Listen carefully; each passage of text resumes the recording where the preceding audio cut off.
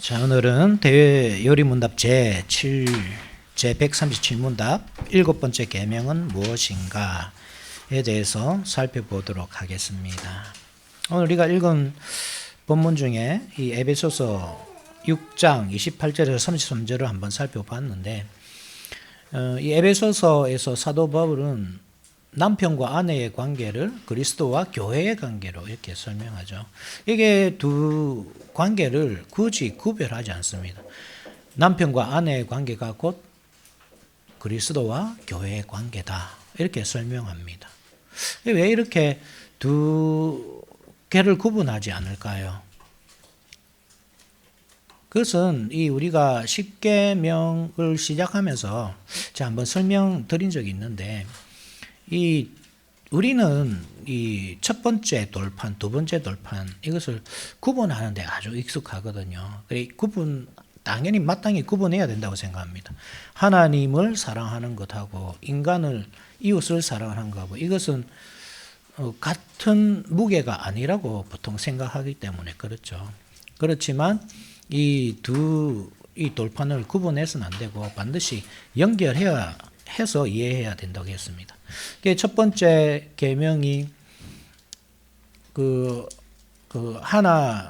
그러니까 그 예배의 대상에 대한 설명이잖아요. 첫 번째 계명이, 그죠?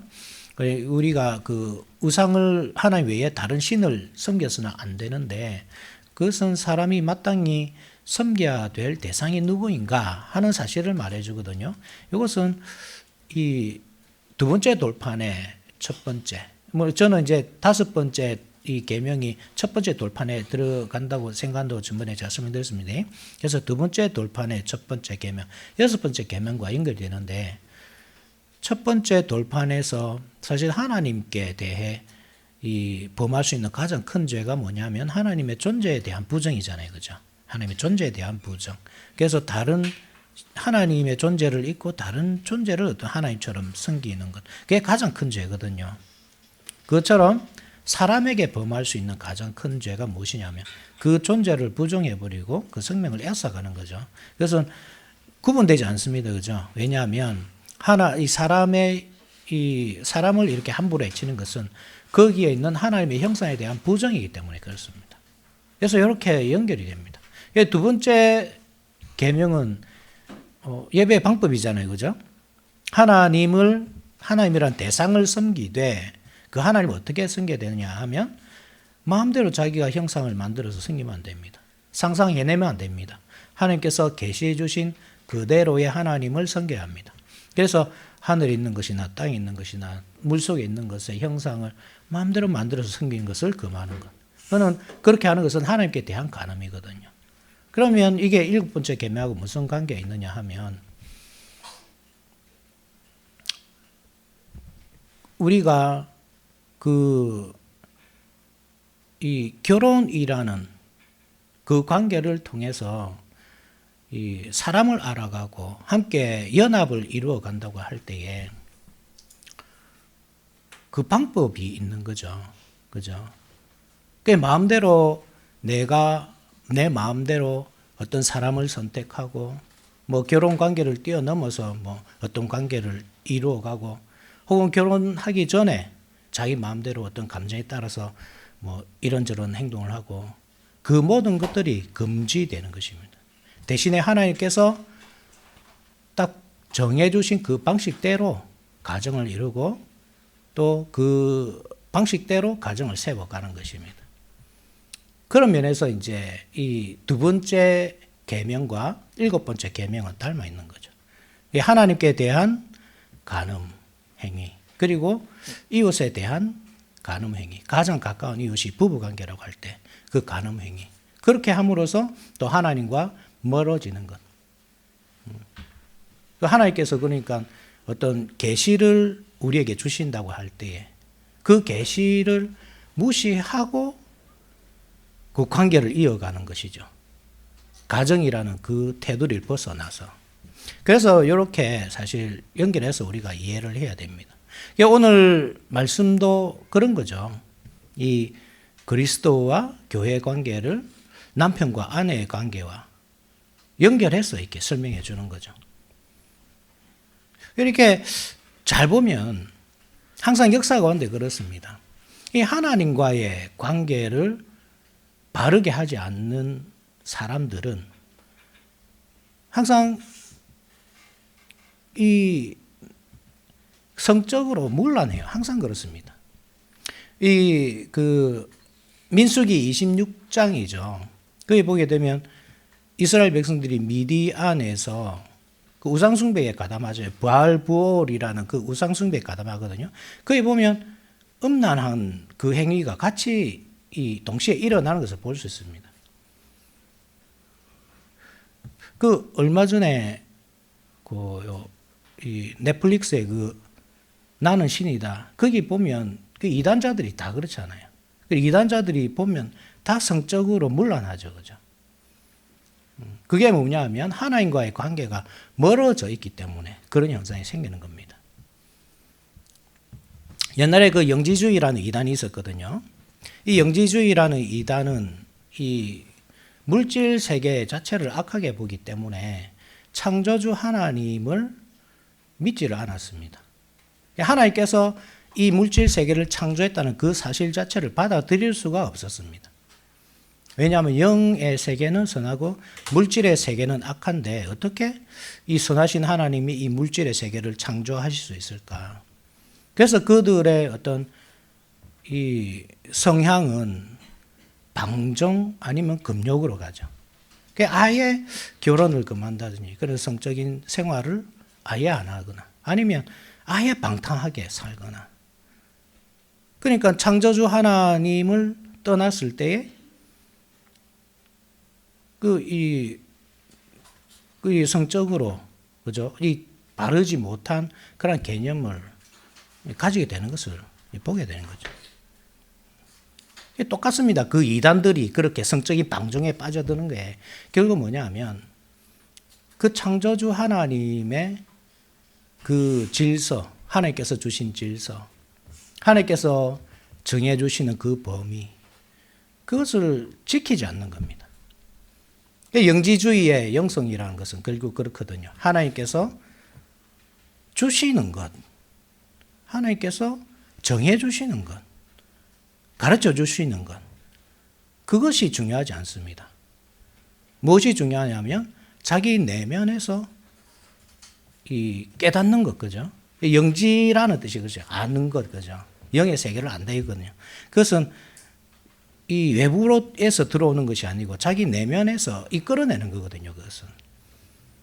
그러니까 하나님께서 정해주신 그 창조 질서나 그 말씀이나 이런 것들은 별로 중요하지 않습니다. 자기들한테 중요한 것은 내면에서 나오는 그 영성이 중요합니다. 이게 오늘날 우리 시대와 너무나 닮아 있습니다. 사실 잘 보시면. 우리가 이 계몽 시대 전후로 나누어서 계몽 시대가 근대라고 하잖아요. 그죠? 근대. 이 계몽 시대 전후로 나눠서 그 전을 전근대라고 그러죠. 그러니까 전근대의 시대에는 사람들이 이 신의 하나님의 통치를 받으면서 살았거든요. 뭐 바르게 믿었든 바르지 못하게 믿었든 간에 어쨌든 하나님의 말씀, 하나님의 통치 그것이 가장 중요했습니다. 어쨌든 그랬습니다. 근데 계몽 시대에는 이 사람의 어떤 합리성, 지혜, 과학, 지식 이것이 더 중요하게 되었죠. 이게 근대 시대거든요. 이 근대주의가 바로 우리를 이 인류를 이 낙원이란 금욕표로 이끌어 줄 것이라 믿었습니다. 과학, 이성이. 그런데 이 1, 2차 세계대전을 겪으면서 과학이 과연 유토피아를 이끌어 올 수 있나. 너무 파괴적이란 말입니다. 과학이. 계속 발전하면 할수록.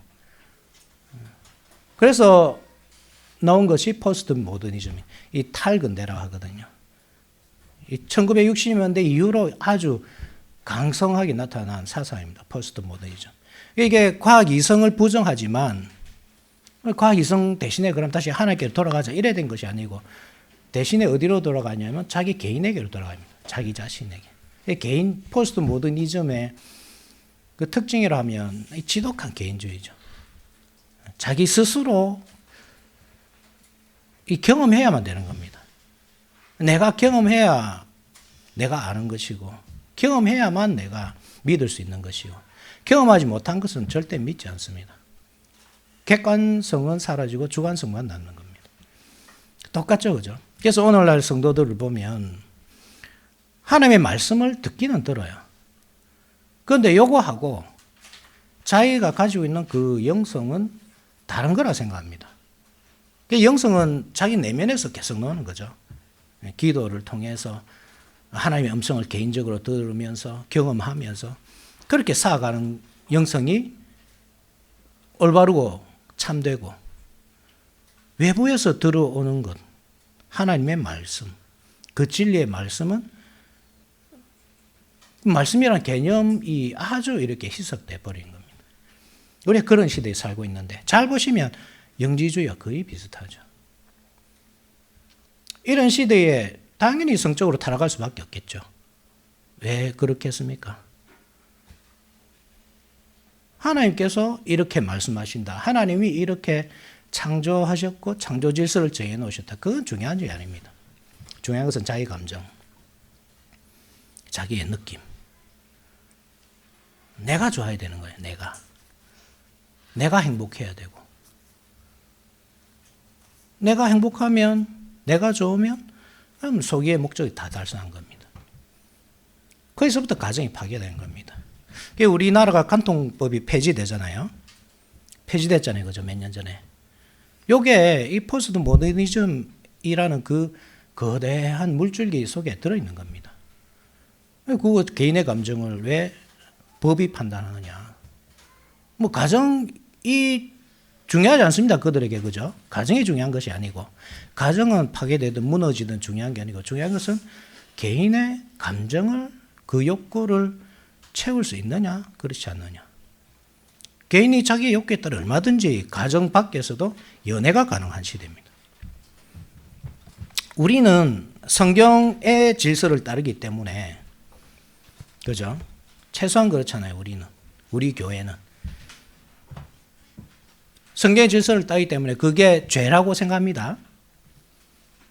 그런데 성경의 질서를 따르지 않는 사람들, 세속주의적인 그리스도인이든지 교회를 다니지 않는 사람이든지 그들의 이 기준이란 것은 법이기 때문에, 법이나 도덕윤리, 도덕윤리도 결국 이 세속적인 법이 다 그 기준을 제시해 주기 때문에 그들에게 가정 밖에서의 연애는 죄가 아닙니다. 더 이상 도덕윤리적으로도 찔리지 않습니다.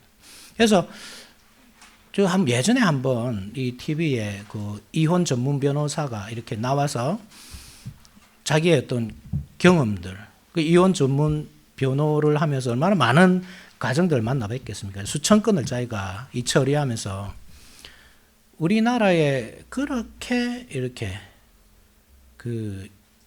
이 간통이 많다고 하잖아요. 정말로 많습니다. 그런데 문제는 그게 그렇게 큰 이혼 사유가 아니고, 실제 이혼 사유는 성격 차이, 서로 어떤 그 말이 안 통하는 그것. 이게 가늠하는 거, 서로 다 같이 하니까, 남편이다, 아들 같이 하니까, 이게 뭐 알면서도 그냥 두는 경우도 많고, 뭐 어떤 사람은 그 가늠하는 그 상대 이 두 집을 바로 같은 아파트에, 그죠? 이 동 저 동 다르게 해놓고는 갔다 왔다 하고, 그런 게 비일비재하고, 그렇게 안 하는 사람을 찾기 어려울 정도로. 왜 그렇습니까? 그게 더 이상 비도덕적인 행위가 아니기 때문이죠. 불법도 아니고. 합법이기 때문에. 정부가 합법이다 딱 정해주기 때문에 이제 그렇다는 것이죠. 우리가 참 그러한 시대를 살아갑니다, 여러분. 우리는 이 교회라는 울타리 속에 살기 때문에 잘 몰라요. 그러나 이 울타리 밖에서는 정말 이 놀라운 일들이 아주 일어나고 있습니다. 놀라운 일들이. 이런 시대에 우리는 이 바른 이 신앙관을 가져야 됩니다. 1차적으로 그렇습니다. 우리가 윤리 도덕적으로 이게 윤리 도덕적이다. 우리 가정을 지키는 게 그게 아닙니다. 하나님과의 관계입니다. 이것은 그리스도와 교회의 관계입니다. 이게 잘 돼야 이것도 잘 되는 겁니다. 가정을 파괴하는 것은 결국 그리스도와 교회의 관계가 어긋나는 것입니다. 창조주 하나님을 잘 모르기 때문에 7번째 계명을 어기는 것입니다. 하나님께서 결혼관계를 만드시고 물론 그 자체가 사실 질서죠. 그죠? 한 남자와 한 여자. 하나님께서 아담의 갈비뼈로 여자를 만드시고 부모를 떠나서 둘이 한 몸이 되어라. 그 한 몸이라는 개념이 무엇인가? 오늘 에베소서에서 설명하고 있죠. 자기 몸을 위한다. 사람은 자기 자신을 위해서 밥을 먹고 이 자기 몸을 이렇게 돌보잖아요. 그죠? 그처럼 자기 아내, 자기 남편을 돌보는 행위가 그 자기를 돌보는 거다. 한 몸이기 때문에. 그 개념이죠. 한 몸이라는 개념이. 이 떨어질 수 없는 관계다. 그런 것입니다. 그 자체가 하나님께서 정해 주신 질서입니다. 우리는 그것이 하나님께서 정해 주신 창조 질서이기 때문에 아멘 하면서 따라가야 됩니다. 그렇지만 사람은 타락하잖아요. 그죠? 하나님의 말씀을 떠나서 자기 스스로 신이 되고자 하고 그 예로부터 하나님의 말씀에는 귀를 닫고 자기 내면의 소리에 귀를 열기 시작하고 내가 좋으면 그만이고 그 시대가 도래했습니다.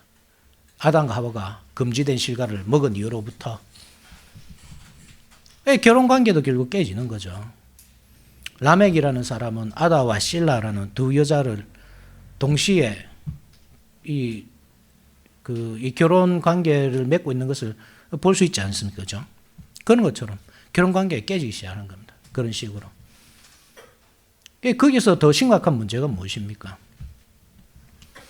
하나님께서는 여자의 후손을 통해서 구원자를 보내주실 것이라 약속하셨거든요. 그런데 그 결혼관계가 깨어진다는 것은 이 구원자가 오실 길이 막힌다는 뜻입니다. 구원자가 오셔야지 이 타락한 창조 질서가 다시 회복이 되거든요. 죄로 인해 타락한 이 창조 세계가 하나님께서 만드신 그 본래의 모습 그대로 회복해 간다는 말입니다. 마귀 사탄의 계략은 그 창조 질서가 회복되는 것을 막는 것이죠. 구원자가 오는 것을 방해하는 것입니다. 그래야 자기의 머리가 안 깨지기 때문에. 그러니까 이 마귀 사탄이 하는 짓이 항상 가정을 파괴합니다. 하나님의 말씀에 귀를 기울이기보다 하나님께서 세우신 그 창조 질서에 따라 살기보다 자기 감정, 자기 목소리, 자기 내면의 소리에 더 귀를 기울이게 만듭니다. 7번째 계명과 2번째 계명이 연결이 안 될 수가 없겠죠. 그래서 우상숭배란 자기 자신입니다. 결국 하나님은 우리가 어떻게 하나님을 알 수 있고 어떻게 우리가 그 하나님이 세워놓으신 창조 질서와 그 진리 체계를 받아들일 수 있느냐 하면 내면에서 알 수 있는 것이 아닌데 우리 타락한 내면에서는 절대 그런 것이 나오지 않죠. 외부에서 들리는 겁니다. 하나님이 말씀해 주셔야 우리가 알 수 있는 겁니다. 하나님이 어떤 분이신지 알 수 있고 그 하나님께서 세상을 어떻게 창조하시는지 알 수 있고 이 세상이 어떻게 세워져 나가기를 바라는지 알 수 있습니다. 그래서 들어야 합니다. 그리스도인은. 자꾸 자기의 내면의 소리에 귀를 기울이면 안 돼요. 내가 좋은 거 그게 좋은 게 아닙니다. 내가 좋은 것, 내 감정이 원하는 것, 네 감정이 원하면 해라. 그것처럼 참 이 신성모독적인 말이 없죠. 그것은 결국 네가 신이 되어라 그 말과 같은 말이기 때문에 그렇습니다. 내가 좋은 것, 내 감정이 시킨 대로 하는 것이 아니라 하나님이 좋아하시는 것, 하나님의 말씀이 시키는 것, 그걸 하는 게 사람의 본분이고 그렇게 하는 것이 하나님을 잘 섬기는 것입니다. 그렇지 않고 아무리 여러분들이 교회에 나와서 예배를 드린다고 하고 하나님의 이름을 부르고 여호와 하나님이여 막 목이 터져라 외쳐 불러도 말씀에 귀를 기울이지 않고 말씀에 딱 귀를 닫고 있으면 이 계명을 어기는 것이고 그것이 결국 7계명까지 나아갑니다. 틀림없습니다. 우상숭배는 반드시 간음과 연결이 됩니다.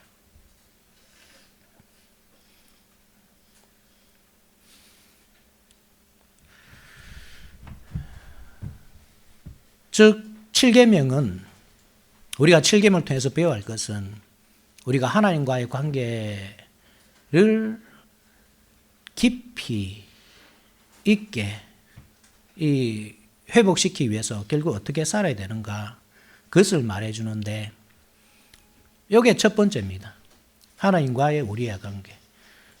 우리가 에베소서에서 보았듯이 남편과 아내의 관계가 교회와 그리스도의 관계라고 할 때 1차적으로 우리가 여기서 깨달아야 하는 것은 하나님과 우리와의 관계입니다.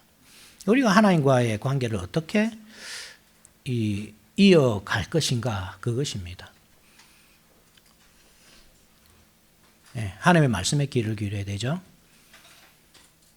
그리고 이 바른 결혼 생활을 해가야 됩니다.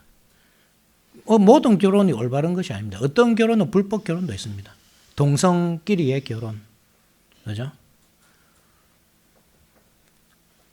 뭐 여러 가지 있겠지만 그 바른 결혼 관계를 통해서 자녀를 낳아가야 됩니다. 옛날에는 이스라엘 백성들이 그렇게 자녀를 낳아가면서 예수께서 오실 길을 만들어 갔지만 그 남자와 여자의 관계를 통해서 결국 그리스도께서 오시잖아요. 그 계보가 쭉 연결되잖아요. 오늘날은 그 관계를 통해서 교회가 세워져 갑니다. 우리 자녀들 막 태어난 자녀들 한번 보십시오. 떡두꺼비 같은 우리 자녀들 한번 보십시오. 이 자녀들을 통해서 교회가 세워져 갑니다. 교회가 무엇입니까? 예수 그리스도의 몸이잖아요. 그러니까 이게 크게 예수님이 오신 이전이나 오신 이후나 크게 다르지 않습니다. 결혼의 목적이 무엇인가? 구원자가 오도록 하는 것. 그렇게 하나님과의 우리 관계가 회복되는 것. 창조 질서의 회복. 그러고 할 때 그것은 우리의 자녀를 통해서 세워지는 교회. 그것을 통해 완성됩니다. 이게 첫 번째입니다. 그것을 할 때 우리가 가정이 얼마나 중요한지 알게 됩니다. 우리가 가정을 왜 이루어야 되는가? 왜 자녀를 낳아야 되는가? 우리나라가 이 사상 유례가 없을 정도로 지금 인구가 급감하고 있는데 서로 자녀를 낳기 싫어하잖아요. 자녀 놓으면 귀찮으니까. 내 생활도 없어지고 내 삶도 없어지고 내가 즐기고 살아야 되는데 그 즐기고 살 자원이 사라지고 내가 돈 버는 족족 학원비 무슨 비 다 나가야 되고 그게 싫으니까 결혼 안 하는 거잖아요. 지극히 이기주의적인 자기만 살다가 가면 그만 이런 생각이잖아요. 옛날에 이렇게 주장하던 사람이 있었습니다. 터툴리안이라는 교부가 물론 좀 다른 면이죠, 그죠? 이 터툴리안이라는 교부는 이 부부간의 관계를 아주 이렇게 나쁘게 보았기 때문에 차라리 인류가 종말하는 게 낫다. 인류가 그냥 멸망한 게 낫다. 그냥 결혼 관계를 이어가느니 그렇게 표현했습니다. 하나님을 바르게 이해하지 못한 탓이겠죠. 그러니까 우리는 이 자연을 거스르는 것, 결혼을 안 하고 독신으로 사는 사람들, 성직자들, 스님이든지, 신부든지, 그런 거 보면서, 대단하다. 성직자라면 당연히 저렇게 살아야지 하지만, 그게 올바른 게 아니죠. 그죠? 자연을 거스르는 게 대단해 보여도 그게 올바른 게 아닙니다. 정말 대단한 것은 그 하나님께서 정해주신 창조 질서를 따라 사는 것입니다. 말씀에 따라 결혼하라 하셨으니 결혼을 하고 자녀를 낳으라고 하셨으니 낳고 해산의 고통은 자녀를 낳는 것뿐만 아니고 길러가는 모든 과정입니다. 그래서 우리의 해산의 고통은 참 끝이 없죠. 괴롭죠. 그죠? 자녀를 키우는 게. 그래도 우리는 낳아서 길러야 됩니다. 그렇게 해야 교회가 유지가 되고 보존이 되고 그 교회를 통해 결국 그리스도께서 오실 것이기 때문입니다. 그 교회를 위해서. 이게 얼마나 중요합니까? 가정을 지키는 게. 그런 면에서 결혼을 해야 되고 합법적으로 결혼해야 되고 또 자녀도 낳아가야 됩니다. 물론 하나님께서 주셔야 됩니다. 인위적으로 해란 말은 아닙니다. 어떤 가정은 자녀 없이 평생을 가는 가정도 있습니다. 만약에 하나님께서 그렇다고 하면 그것 또한 우리가 받아들일 수 있어야 됩니다. 그런데 하나님께서 주신 때는 다 이유가 있습니다. 그 자녀를 믿음 안에서 잘 길러가야 됩니다.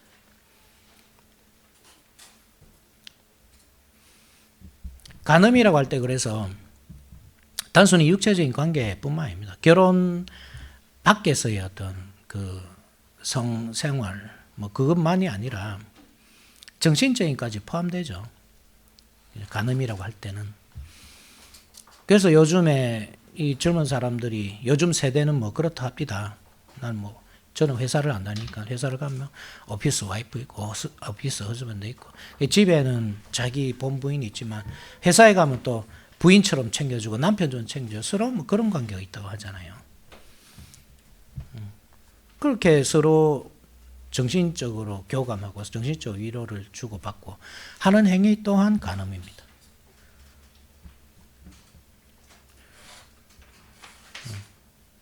자기를 위한다고 할 때에, 그죠? 자기를 위해서 단순히 밥만 먹지 않잖아요, 그죠? 자기를 위해서는 말씀도 읽고 또 듣고 그것을 내가 소화시켜서 내 삶의 이 방향성을 찾아가듯이 부부관계가 그런 거야 되겠네요. 정신적인 교감이 있어야 되는데 그것을 또 다른 데서 찾는다. 그러니까 당연히 창조 질서에 맞지 않고 그 틀을 벗어나는 거잖아요. 그죠? 그래서 그것도 간음이라는 겁니다. 하나님께 주신 결혼 이외의 모든 관계가 그렇습니다. 그래서 우리가 함부로 결혼 전에는 연애도 함부로 해서는 안 되고 뭐 결혼할 건데 어때 하고 어떤 그 성적인 그 행위를 하는 것, 뭐 성관계까지 안 간다 하더라도 손까지 잡지 마라 하면 너무 정근대적이다 이렇게 그죠? 하겠지만 저는 그리스도인들이 정근대적으로 살아야 된다고 생각합니다. 우리가 포스트 모더니즘을 살고 있어도 모든 사람이 그 시대에 몸을 담고 있는 것은 아닙니다. 저는 정근대적인 사람입니다.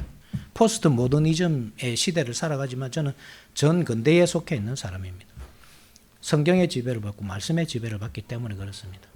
근대도 아닙니다. 저는 과학과 이성보다 하나님의 말씀이 진리라고 믿기 때문에 저는 정근대적인 사람입니다.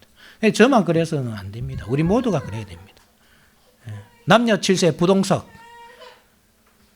남녀가 7살만 넘어가도 같이 앉아 있으면 안 된다. 너무 정근대적인 거 아닙니까? 정근대적입니다. 우리는 그래 살아야 됩니다. 그것이 가정을 보호하는 길이기 때문에 그렇습니다.